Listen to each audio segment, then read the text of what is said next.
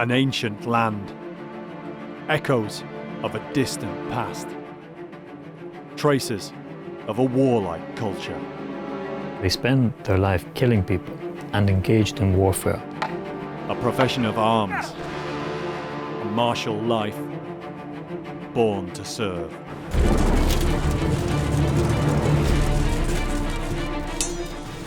The Gallowglass, they were terrifying.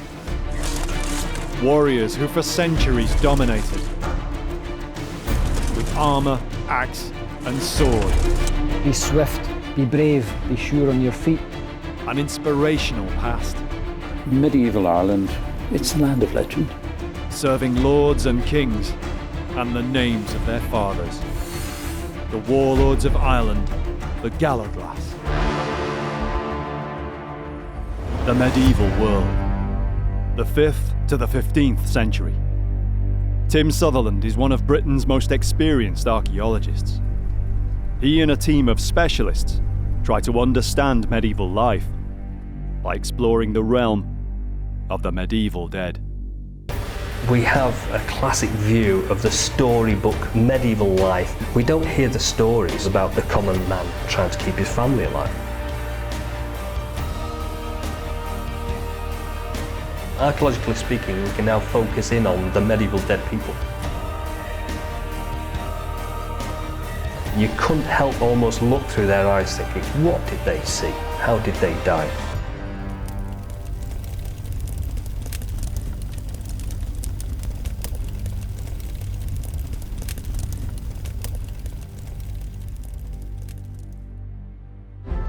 The Gallowglass were among the most fearsome of all warriors of the Middle Ages. Their appearance alone was awe-inspiring, designed to strike terror in their enemies' hearts. On the battlefield they were formidable, the prized elite force, the last line of defence, when there was no one else whom to turn. It was an ancestral calling, a lifetime of tradition and training, ritual and preparation, for the one great fight which might one day be their last. Their world is all but lost to us now, veiled in myth, almost entirely lost to written records. Now we journey back through the centuries, examining the clues that remain as well as new research, breaking new ground, bringing light on the lost way of life of the world of the Gallowglass in the land of medieval Ireland. Medieval Ireland to us now is like an alien landscape in many ways. It's very different to us, the Gaelic culture that a lot of places had. But yet we see it everywhere. It's something that we touch and experience in our wider landscape. I suppose what I love about medieval Ireland is its complexity. I think when people look back on the Middle Ages, they think it is all simple and it's all black and white. But medieval Ireland, its layers and its complexities, they're continually unfolding before our eyes. And, you know, it's a wonderful, rich tapestry. Medieval Ireland, really, it's a land of legend. It's so rich in its culture. The history of Ireland is rich and varied, yet it's little known compared with Britain or other parts of Western Europe. There are very few places in Europe that are as evocative as Ireland in the medieval period. It's a landscape that's almost still mystical in that it's not really well known about. It's right on the periphery of Europe. And of course the archaeology is usually seen as the Celtic period. It's the peripheral archaeology as well. Written accounts are relatively few, so it's largely through this archaeology that we know what we know of Ireland's past. The evidence tells of strongly defined cultures, from the Bronze and Iron Ages, even into the early Christian era. Despite the great cloak of the Dark Age, these were the times of Gaelic myths and heroes. But it was the 10th century and the coming of the Norsemen that brought the greatest change. Viking Dublin was a major European settlement, a prosperous trading port. A century and a half later, after their conquest of England, It was the Normans who invaded, building hundreds of castles and cathedrals.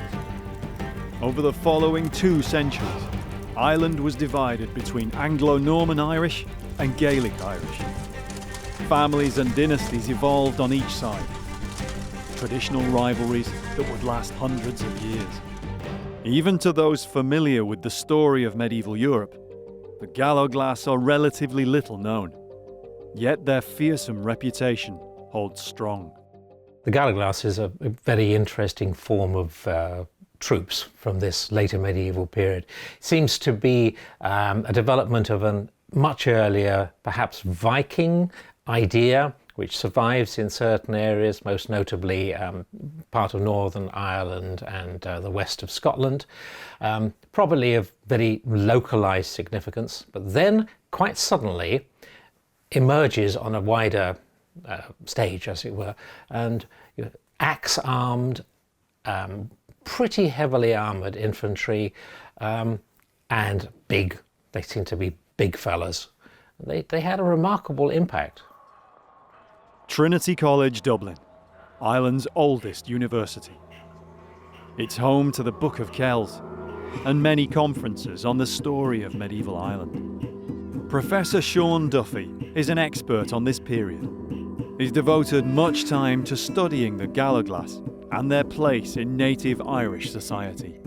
If you were a student of medieval Ireland and you're interested in what makes medieval Ireland tick, you have to learn about Gallowglass and you have to factor them into your calculations, because they're there, that they begin to arrive into Ireland in the 13th century. The late 1200s. A turbulent time in the turbulent history of Ireland and the British Isles. But where did the Gallowglass come from? The word Gallowglass comes from the Irish words Gall-Oglach. Usually when you see that written down, it's translated as foreign warrior, because the assumption is these people came to Ireland and they were foreigners. But in fact, the Irish for the Hebrides is the Inche Gall, and Gall-Oglach means a warrior, or a vassal, in fact, a military vassal from the Hebrides. And in the Middle Ages, the Hebrides and most of Scotland was considered by the Irish to be part of the greater Irish world. Ireland and Scotland, particularly the Western Isles, had both been colonised by Scandinavian Vikings through the Dark Ages. Now the wars between Norman England and Scotland, the wars of independence, caused great upheaval. It might be to do with conditions in the Highlands of Scotland, where there's a lot of political turbulence, and especially in the period of the Anglo-Scottish War, the time of William Wallace and Robert the Bruce and so on, where, you know, factions within Scotland took sides, some lost out, and they had to find a new home for themselves, and they looked to Ireland. Scots, dispossessed or just in search of new homelands. The kings of Ireland, losing their struggle against the Anglo-Norman invaders, welcomed these foreign warriors. Irish kings, you know, they needed a new weapon in their armoury if they were trying to oppose the Anglo-Normans. And the Gallowglass provided the perfect solution to their problems. And in a sense, you can say, therefore, that they helped to tilt the balance in Ireland in favour of the native Irish. The Gallowglass were the levellers in 13th century Ireland. They took root and dominated Irish battlefields of the medieval age. Battlefields, and also the politics of the Irish kings who employed them. They weren't mercenaries in the sense that we tend to use the term as people whose loyalty was fickle, who could be bought and sold, and who did what their master's bidding. If you look at the activities of Gallowglasses throughout the ages in Ireland, they are very closely aligned with the political factions that exist in the country. Generations of Gallowglass served the same political dynasties for hundreds of years. Name and honour were everything. You don't hear, you hardly ever hear, certainly, of them betraying the trust of their employer, selling their services off to the highest bidder. They are They are part of the factional politics of Gaelic Ireland and indeed of Anglo-Ireland, because after the Gallowglass have been in Ireland for 150 or 200 years, they are not just being hired by Irish lords, but by the descendants of the Anglo-Norman invaders of Ireland, these Anglo-Irish lords, and they work for them as well. So eventually, by the end of the Middle Ages, they have filtered all the way through the country. External commentators who saw them emphasised how you couldn't compete successfully in Irish warfare unless you had a troop of Gallowglass at your disposal. Yet, as with so many aspects of the medieval world, the real details of the Gallowglass are mostly lost to us today, because they left almost no written records of their own. That's why archaeologist Tim Sutherland has come to Ireland to find out more. To a certain degree, Ireland's a bit of a time capsule. You know, you drive across the landscape and you can see things in the landscape that have remained probably unchanged for hundreds or thousands of years. There may be precious few documents, but the Gallowglass were encapsulated in another kind of historical record. Our mental image of a Gallowglass comes from images of them that have survived, for the most part, on memorial stones. There are Irish kings whose graves are adorned by figure sculpture. In some instances, this records Gallowglass. And you might think it's an odd thing to have on a grave because it's showing soldiers in their uniforms. But if you think of the purpose of the effigy in question is to show the status of the king, and if you show him as being a man who had Gallowglass in his pay, you're adding to his status in the eyes of his community. Connaught, in Central Ireland. Roscommon Abbey was founded in the 13th century by King Felim O'Connor, who was buried here himself in 1265. It's not known if this effigy is the king himself or one of his successors. The carved front of the tomb shows the figures of 8 Gallowglass. Their appearance is striking, unlike any other medieval effigies. These aren't knights in suits of armour as we're used to. They're almost figures from fantasy. They wear the archetypal armour that remained the same for centuries. Long mail coat, bassinet helm, and each carries a sword or great axe. They're gaunt, staring, foreboding.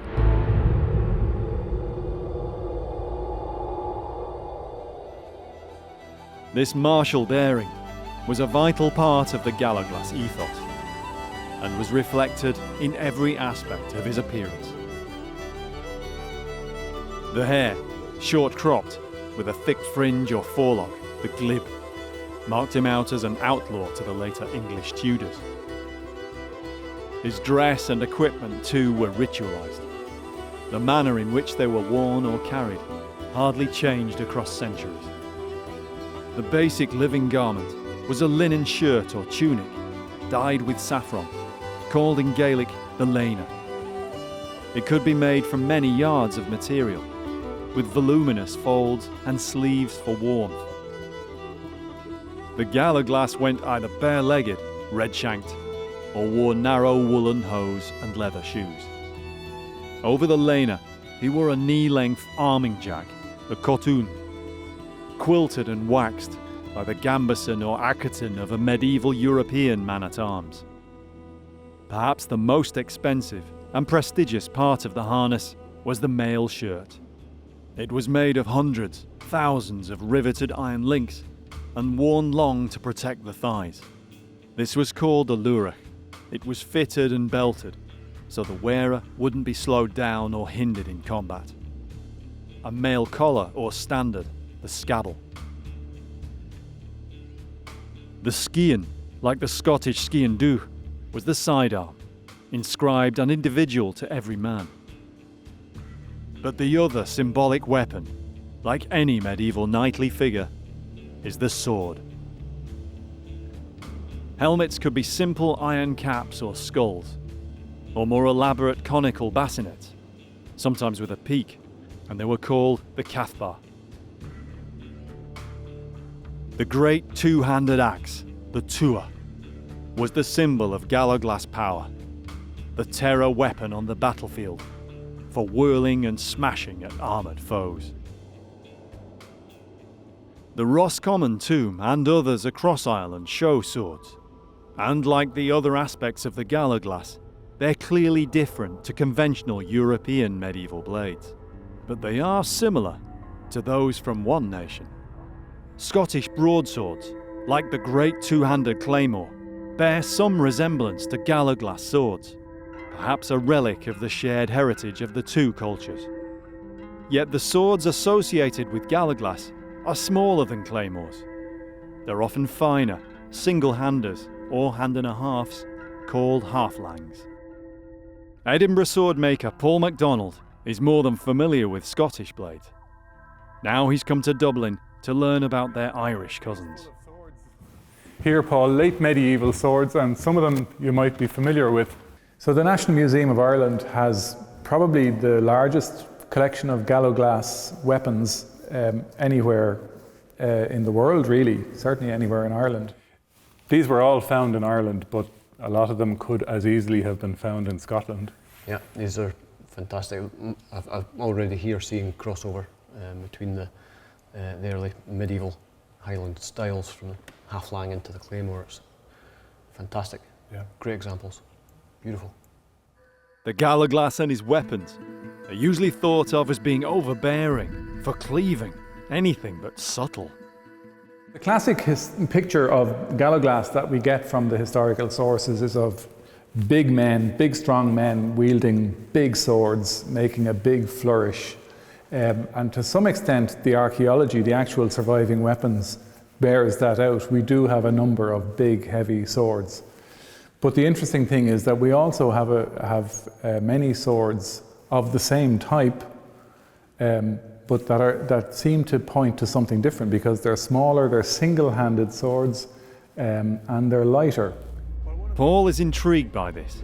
He suspects that there may have been more to the Gallowglass's martial skills than mere brawn. There might be a clue to this in a common feature seen in many of the museum's swords. Medieval blades have a weighted pommel at the end of the grip.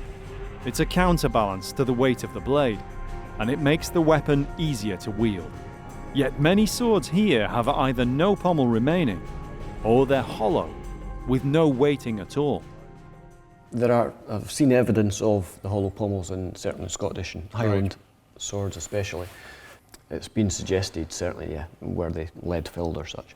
Yes. And there's one that I know of that's been x-rayed and found to be about 3/4 filled with lead. That's interesting, that's interesting. We've no evidence of lead in any of our pommels to date, but it might be worth looking for it again. Is it possible to have a closer look? I think it might be, yes, yeah. Great. It'll be the first time ever that anyone's attempted to work out how it was made. Getting to grips like this with one of the precious few surviving Gallowglass blades is pretty special. This sword was found in the River Barrow in County Kildare, just a bit south of Dublin. It's an interesting form of pommel, I think really only seen on swords of this type of this period. To my eye, I'm already thinking about how this plays in the hand, Yes. how this works in the hand. Yes. A light pommel to me would suggest a light blade, Yeah. a light fast blade. Yes. A really Yes. effective cutting blade, be swift in the hand. I would imagine these were, pretty fearsome, fast, swift blades in their day. Right, right. To my eyes, this is what this is already saying, but there's really only one way to know for sure. Sure, sure. Paul carefully records the sword. Though it's not survived completely intact, he'll take these measurements back to Edinburgh to begin the recreation. The potent image of the Gallowglass is prevalent throughout Irish folklore and beyond. Gallowglass appear in traditional art and literature, even in Shakespeare. And now these archetypal Irish warriors have a continued influence in film and television. Tim's come to Ballyjames Duff in County Cavan. He's here to meet Irish film industry armourer and prop maker, Boyd Rankin. So how long have you been doing this then? Oh, about 20 years now. I am by profession a retired pharmacist. I like to say I'm a retired drug dealer, but when people look at you, I have a love of history, but more importantly, I have a love of making things. And history has provided the inspiration for the things that I make. I make weapons for film, for television, for museums, for heritage centres. Not just weapons, but we make other sorts of props and everything and anything. In fact, in some ways, a jack of all trades. When we're working in film and television and things like that, sometimes you want something a little bit oddball, something unusual, and that's where I've drawn the inspiration from Irish history. I'm also, I'm a wee boy growing up. I like all the things that go bang. I like bows and arrows. I like swords. So the whole thing has come together in where I am today. So how does the medieval Gallowglass material inspire your work then? Well, in fact, actually thinking about it, Irish is so unique. Style of dress, if you go back into native Irish and Irish weapons, some of the weapons that were used are not used anywhere else. And if we think of one particular very famous type of Irish warrior, was the Gallowglass. Right. I think of it, the vision people have of these big, hefty, strong men. So from what you say, it appears that you're more rooted in the reality than the sort of fantasy side of this weapons and warfare. Take something like Game of Thrones. We were working with various characters and various styles of weapons, and then there was the mountain, Gregor Clegane, and he was big, and he had to have a big, impressive weapon. And when I saw the cast member in his costume, he to me, he was Gallowglass. He was huge. So immediately I thought, Albert Dure. Right, the Gallowglass picture. The Gallowglass, the Irishman abroad. And so I made a very large Gallowglass sword, ring-hilt sword. The other thing that, well, I'm Irish. It's an American series being filmed in Ireland, and it was just that little stamp of Irishness into it as well. A Gallowglass's days were taken up in preparation for what he could expect to face in the service of his client lord. Warriors might be quartered in a village or throughout a local area, depending on their duties. For battles, they were usually grouped together en masse. When we think of a Gallowglass, if you hear of an army that has a troop of 80 Gallowglass, you have to double or triple or quadruple that, because each Gallowglass soldier had 2 or 3 boys who carried his weapons for him. Such was such were the weight of the mail coats that he carried with him, and the weight of the weaponry that he had with him. That they had a couple of these gillies or servant boys who did that. So they were probably apprentice Gallowglass themselves. Each fully fledged fighter would be attended by at least 1 or 2 of these novices, sometimes known as Kern. Like squires to a knight, they were part of the Gallowglass's team, fetching and carrying, and maintaining his armour and weapons. But most importantly, they had to learn how to fight.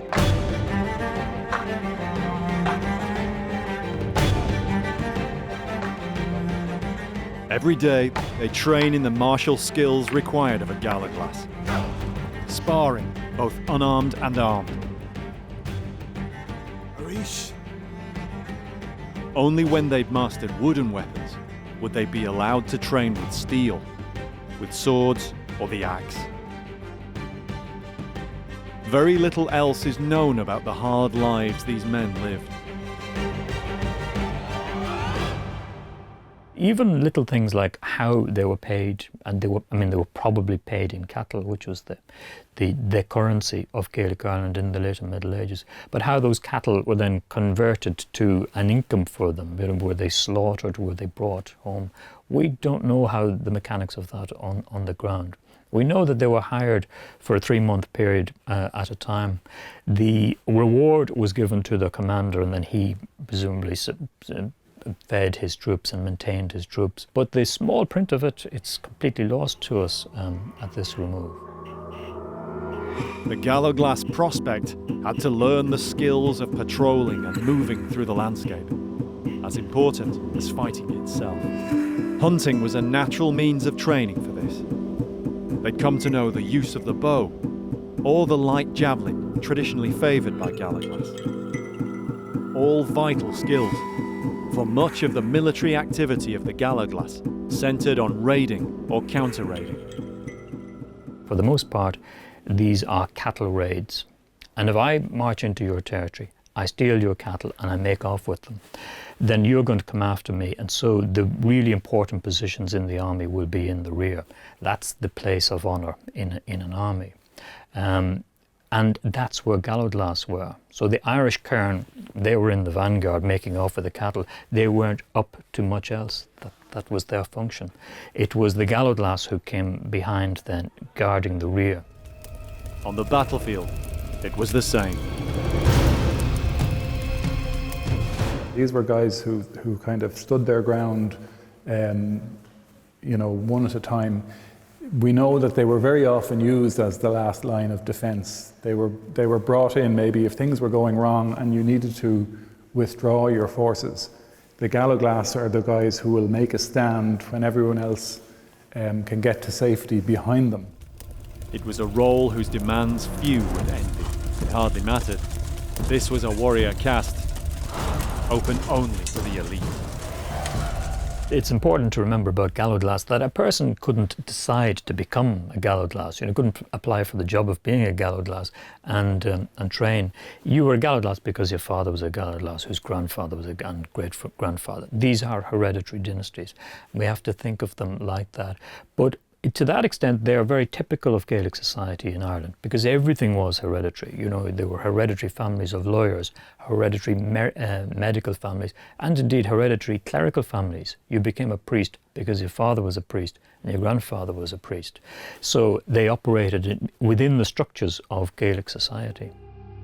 Just as the vocation of Gallowglass was handed down through generations, so too were the bitter rivalries and feuds between clan, tribe or family. Old scores to be settled when the time came. As the Middle Ages wear on, the Gallowglass are found all over Ireland. And they're not just confined to the Gaelic lords, they work in the employ of the English lords of Ireland as well. A classic instance of that, for example, occurs at the Great Battle of Knockdoe in County Galway at the start of the 16th century. Knockdoe, Knockdoe, the hill of the axes, the time when many an old score was settled. Fought on the 19th of August 1504, this was the last and the largest medieval battle in Ireland. Tim's here to work with Irish archaeologist Damien Shields. They're planning a geophysics survey, but first they have to select which area to target. Frank Kearney and John J. Cronin are on hand to lend their historical and local knowledge. When I turned up here, as someone who had an MA in history, I looked into the history of the local area and suddenly discovered that the biggest Gallowglass battle in Britain or Ireland took place on this hill right beside it, and everybody knew about it except me. For me, I was always looking down at the top of Knockdoe Hill from once the day I was born because it was outside the back door. And I suppose sometimes people around the hill of Knockdoe have sort of expressed their, I suppose, dissatisfaction, for the want of a better word, that it has never taken its place in Irish history that many people sort of feel it should have, because it certainly was one of the single bloodiest battles that took place on one particular day, in the case of Irish history. This battle is on a scale that was not seen in Ireland before 1504 and would not be seen in Ireland again until the late 17th century. Knockdoe was a meeting point between the old and the new, the end of the medieval era and the dawning of the post-medieval. There's very few battles in Irish history where you have such an amalgamation of people from all over the country, and Old English, Irish. There's a real hodgepodge of what Ireland had to offer at that period. You have Gaelic Irish and Old English on one side fighting Gaelic Irish and Old English on the other. In one sense, this is a contest between two of Ireland's great lords. They and align on either side their traditional allies. So both of them have native Irish allies fighting for them. And those native Irish allies in turn, of course, have their Gallowglass forces. So there are Gallowglass forces fighting on both sides in that battle. You have a real mix of the type of troop types that you could encounter. You have things that you might call classically English weaponry, like the Old English had billmen, they had archers, but then we have the Gaelic Irish who have things like the Gallowglass. They have different types of archers, different types of cavalry between the Gaelic Irish and the Old English. So this real melting pot of military traditions coming together on the hill. Backing up the documentary sources, the local evidence is encouraging. All of the tradition and folklore and everything that has been handed down has been that the battle did start at this particular site on this side of the hill of Knockdoe, and that it literally went around the hill all day. There's a lot to build a case for an initial geophysical survey, but Irish law is stricter than many countries when it comes to the protection of historic battlefields. If there is weaponry on the site, the law in Ireland would state that it is the property of the state.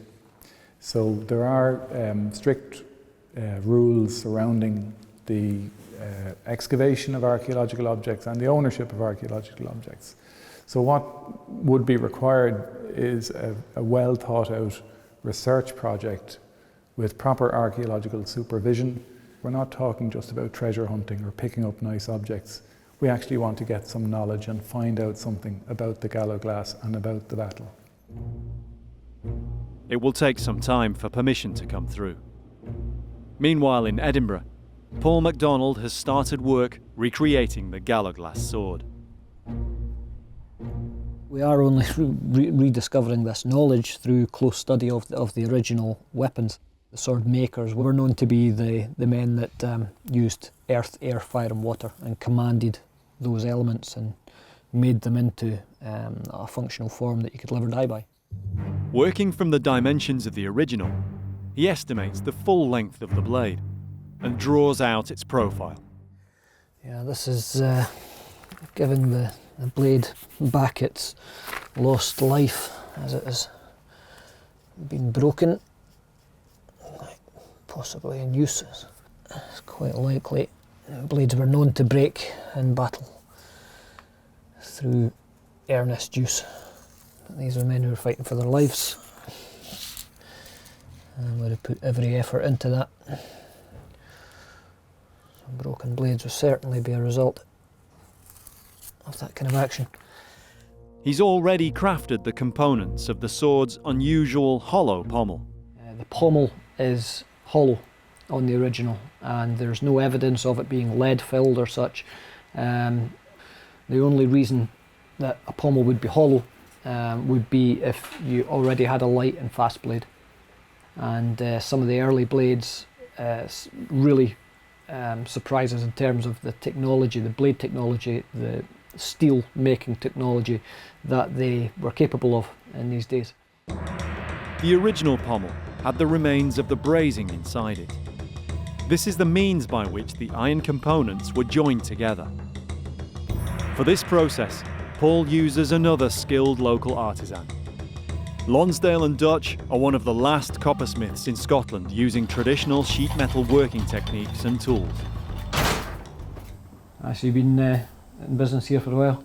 Yes, the shop's been here since 1813, so it's just over 200 years old. Lots of the tools are around about 100 to 150 years old.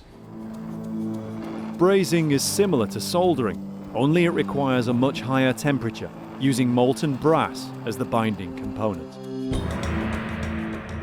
Then, back at MacDonald Armouries, it's time for what Paul spends most of his working life doing: the grind.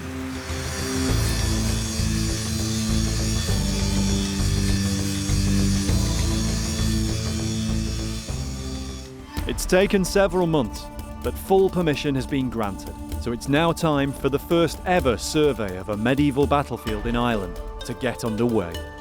They'll use geophysics equipment, mainly a magnetometer, only it's guided by GPS, which means there'll be no need for grid lines and pegs, which can slow things down. Damien has secured approval to survey 2 large fields on the north-facing slope of Knockdoe Hill. And the only anomalies that are in the way, you know, the only features are these two piles of cairns of rock. Yeah. So hopefully that'll help us orientate the survey as well by superimposing those onto the aerial photographs. And at least the field is a lot drier up here. It is, yeah. Because down there it's just like a bog. So it's quite well drained, it's quite firm underground. Yeah. So no, it's perfect conditions. Yeah, it's great. Around 10,000 men came face to face somewhere here. Casualties are thought to have numbered between 1,000 and 3,000 killed, many more wounded. It was the bloodiest day in centuries. But over 600 years, the landscape has changed. How much? Tim and Damien have to try and find out. The whole landscape has been subdivided into rectangular fields. And before that, the whole landscape would have been presumably open, or mostly open. And in that case, we're talking about a very large area of moorland. There would be very few things in that moorland. There might have been a few enclosures for cattle pens, or even enclosures for where people lived. So what we can see now is almost certainly mostly later, over the last 200 or 300 years. So we would need to sort of peel everything away and see what was here in the late medieval, early post-medieval period. For Damien and Tim, it's all slowly starting to make sense. We know that there was one army located on the top of the hill waiting for the other to approach it. So if you were going to be coming up here, you have the slope behind you. It's absolutely ideal location from a military perspective, the impact of the charge and everything that you'd be looking for. So yeah, I don't have much doubt that we're almost certainly on the site of the battlefield where we are here. The big test will be whether we actually find evidence from it now in the survey results. This is quite an old landscape. It's the upland area for what is an extensive area of marsh and bogland around it. And so this is one of the places you would choose to fight a battle, in an open area of moorland on firmer ground and on the lower ground below us. Wherever they were on the hill, it didn't matter. Gallowglass on both sides, harbouring bitter rivalries generations old, sought each other out. Oaths were proclaimed, names were called out, blades were crossed.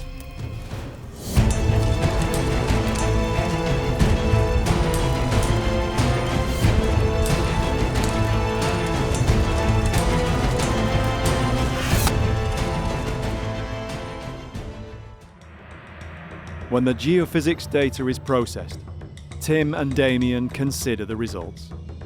They haven't found an obvious medieval wall lurking just under the surface, but the good news is that they think they've found a relic boundary, the shadow of an ancient division in the landscape, which might have been marked out as a boundary in medieval times.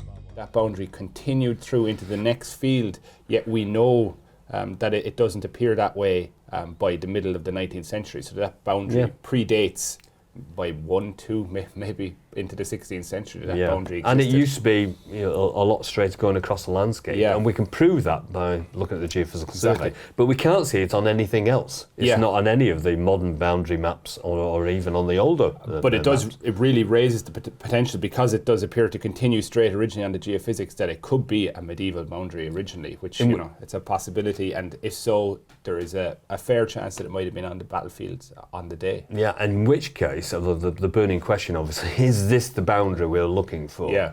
We know that it's an early boundary, and we know that there's ferrous material associated with it. Yeah, our geophysical survey has really, I think, produced evidence exactly what we would have wanted. We've known that the key topographical feature on top of this hill was a low wall that was a key landscape feature during the battle. We have evidence here now for relict field boundaries that could well be medieval in date, and there's no reason why they may not be medieval in origins.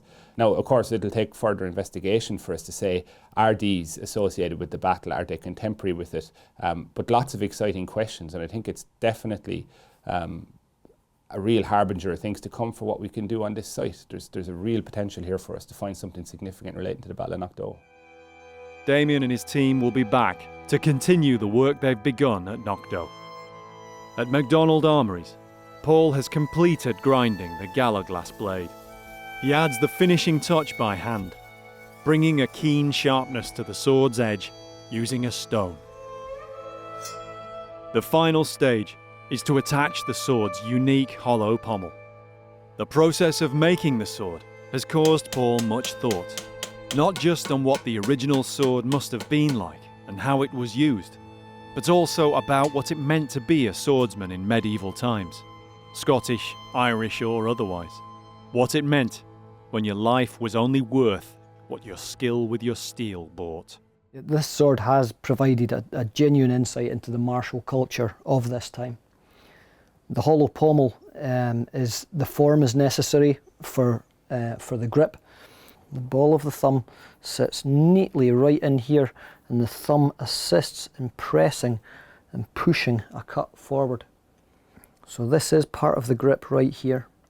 So it only gives us 4 fingers here, which nestle in between this shape and this shape right here. So it really compresses the 4 fingers in to a very tight and secure grip, which for a sword this light and fast is exactly what you need.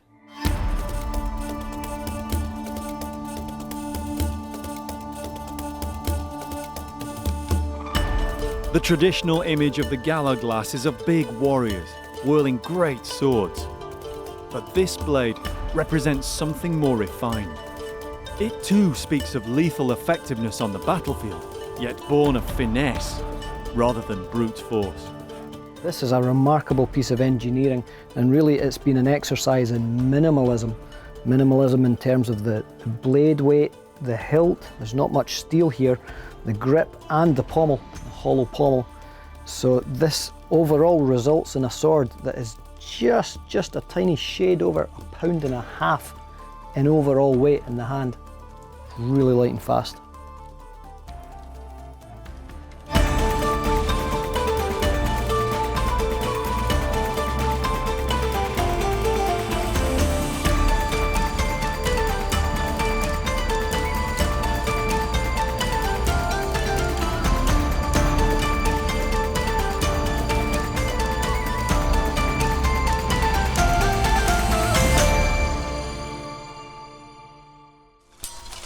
A fighter's culture, with form and custom to its martial arts. A way of life that existed for hundreds of years. With the end of the medieval era, the standards of society changed around them. Their days were numbered, but the Gallowglass remained the same to the end. We have to remember about Gallowglass that these people could quite happily accommodate the fact that they spend their life killing people and engaged in warfare. I mean, if every person in the Middle Ages was denied the possibility of going to heaven because he had fought a battle at some point, heaven would be deserted. Centuries of warrior tradition down through the ages. The bloody heritage, not only of Knockdoe, but many more forgotten hillsides of medieval Ireland. We are standing on ground where people fought to death, because this was a battle where apparently there was a decision made that there would be no surrender. Then every single one of the people who lost their lives all along the hill here, I mean, they all had families and they had loved ones they never saw again, but that's something that you tend to forget when it comes to a battle.